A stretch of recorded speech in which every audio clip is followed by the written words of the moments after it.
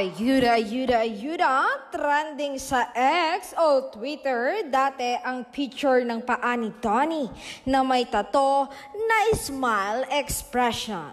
Nang nakausap nga namin ng aktor, ay tinanong namin kung sinong dahilan o ano ang dahilan na pinatato niya ito.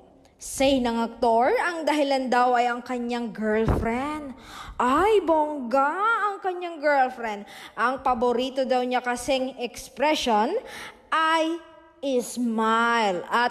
At isa pa, siya pa daw ang nagpasaya ng tunay sa puso niya.